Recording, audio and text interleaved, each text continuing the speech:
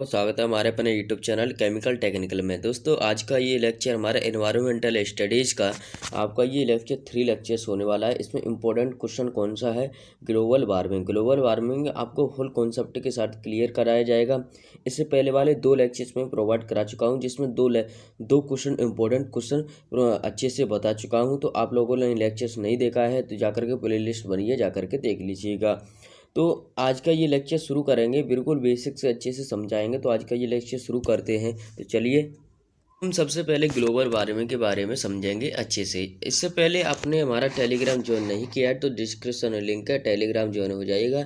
आपको वहाँ पर इंपॉर्टेंट क्वेश्चन के साथ और आप लोग अपडेट, यूट्यूब से अपडेट सब कुछ प्रोवाइड कराया जाता है। अगर वीडियो नहीं बना पाते हम तो वहाँ पर प्रोवाइड करा देते हैं, तो टेलीग्राम ज्वाइन हो जाइएगा। तो इसमें क्या है, ग्लोबल वार्मिंग पहले देख लेते हैं। ग्लोबल वार्मिंग किसके कारण होता है? तो ग्लोबल वार्मिंग जैसे ग्रीन हाउस गैसें होती हैं। ग्रीन हाउस गैसें कौन कौन सी होती हैं हमारे वातावरण में? तो ग्रीन हाउस गैसें आप लोगों को CO2 हो गया, CH4 हो गया, N2 हो गया, CFFC हो गया, ठीक है, HFC हो गया, मतलब कार्बन डाइऑक्साइड हो गया। सबसे ज़्यादा मात्रा में कार्बन डाइऑक्साइड है।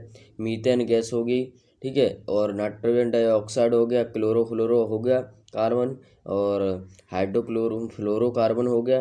ठीक है, तो ये क्या है, आपकी ग्रीन हाउस गैसें हैं। तो ग्रीन हाउस गैसें, इनकी एक लेयर बनी हुई है वातावरण में, एक लेयर बनी हुई है। तो हमारे क्या होता है, लेयर बनी हुई है तो हमारी जो सूर्य की किरणें आती हैं इन लेयर पर पड़ती हैं पहले, ठीक है।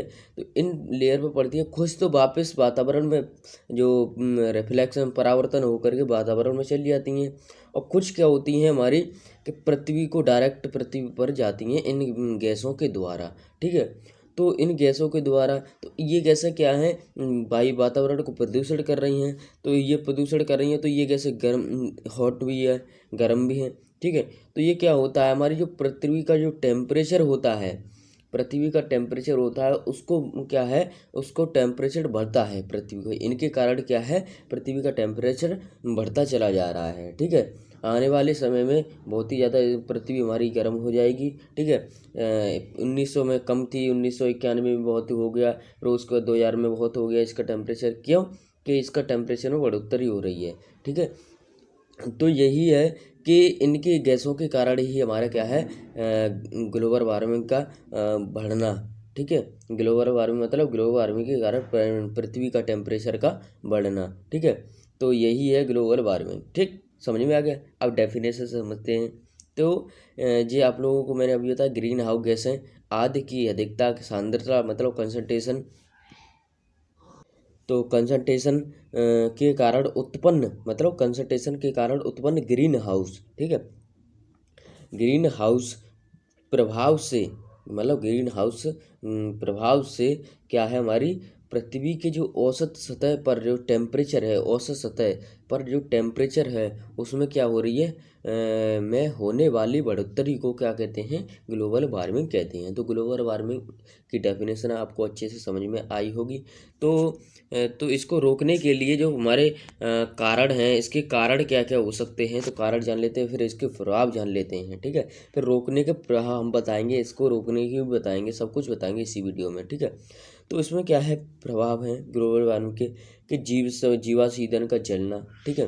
जो जीवाश्म ईंधन है वो जलता है, उससे प्रदूषण उत्पन्न होती है, जैसे कि CO2 गैस हो गई है, CO2 गैस होगी आपकी, जिससे जीवाश्म ईंधन जो इससे ज़्यादा प्रदूषण उत्पन्न होता है तो वो वातावरण में जाता है। उनकी जैसे गैसें, जो ग्रीन हाउस गैसें हैं, उनकी ज़्यादा अधिक मात्रा बढ़ती चली जाएगी वातावरण में, तो हमारी पृथ्वी का जो टेम्परेचर है वो उसमें भी क्या होगा, बढ़ोतरी होगी, ठीक है। तो उनको हम कम करना चाहिए, ठीक है, कम करना चाहिए। यहीं पर आप लोगों को इसको रोकने के उपाय भी बताता चल रहा हूँ, साथ ही साथ में कारण के साथ उपाय भी बताता चल रहा हूँ, ठीक है। तो इसको कम करोगे तो आपका जो टेम्परेचर है वो कम होगा, ठीक है। जंगलों की सफाई, मतलब जंगलों की सफाई, जो सफाई होती है उससे जो हमारी सफाई होने के बाद जो गैसें, वो कूड़ा करकट होता है उनसे जो गैसें निकलती हैं, ठीक है।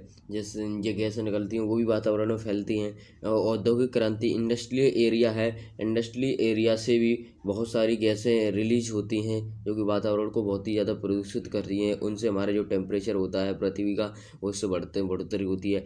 यातायात प्रदूषण हो गया, ठीक है। तो ये तो हो गया आपके कारक और रोकने के उपाय, मैंने अभी साथ ही में बता दिए हैं, ठीक है। फिर उसके बाद नेक्स्ट आता है आपका ग्लोबल वार्मिंग के प्रभाव। ग्लोबल वार्मिंग के प्रभाव से क्या क्या मतलब हानि हो सकती है, क्या क्या हमारे आपको नुकसान हो सकते हैं। तो देखिएगा, समुद्र सतह का बढ़ना, समुद्र सतह बढ़ेगा मतलब समुद्र सतह अगर बढ़ेगा तो हमारे भूकंप वगैरह और आपके समुद्र के किनारे जितने भी गांव वगैरह होते हैं सब बाढ़ आने की संभावना है, ठीक है। ये सारी सिचुएशन बन सकती हैं। फिर दिनों के गर्म का होना, मतलब पृथ्वी जब गर्म हो जाएगी तो हमारे दिन में जो भी है उसका दिन में जो टेम्परेचर रहेगा, जो गर्मी रहती है वो ज़्यादा ही बढ़ जाएगी, ठीक है। तो ये इसका भी ये प्रभाव है। मौसमों में भारी बदलाव, वैसे मौसमों में जहाँ भारी बदलाव, गर्मी बढ़ेगी तो हमारा क्या होगा, बरसात नहीं होगी, मौसम में बदलाव होगा, ठीक है। बरसात नहीं होगी तो हमारे बहुत ही ज़्यादा सूखा पड़ने के चांसेस बहुत ही ज़्यादा हो जाते हैं, ठीक है। तो खेती में परेशानी, सही बात है, खेती में भी परेशानी बहुत ज़्यादा, जब टेम्परेचर बढ़ेगा तो हमारी फसल भी झुलसने लगेगी, टेम्परेचर बढ़ेगा, ठीक है। तो ये सारी सिचुएशन मनुष्य का जो स्वास्थ्य है, हेल्थ इशू ऑफ ह्यूमन्स, तो मनुष्य का जो स्वास्थ्य है वो भी खराब होगा, ठीक है।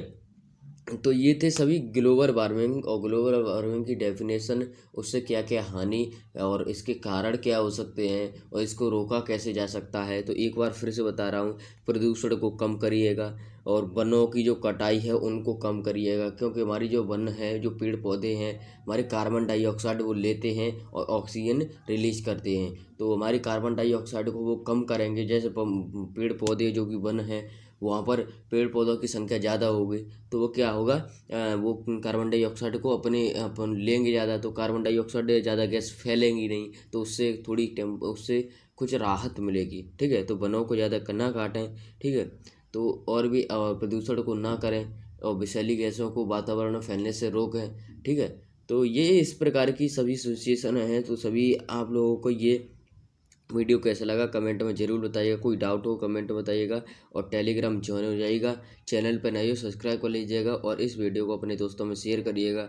ये आपका इंपॉर्टेंट क्वेश्चन ही प्रोवाइड करा रहा हूँ जो कि एग्जाम में आने वाले क्वेश्चन हैं ये, ठीक है। तो बस इस लेक्चर्स में इतना ही, मिलते हैं नेक्स्ट लेक्चर्स में, तब तक के लिए जय हिंद, वंदे मातरम।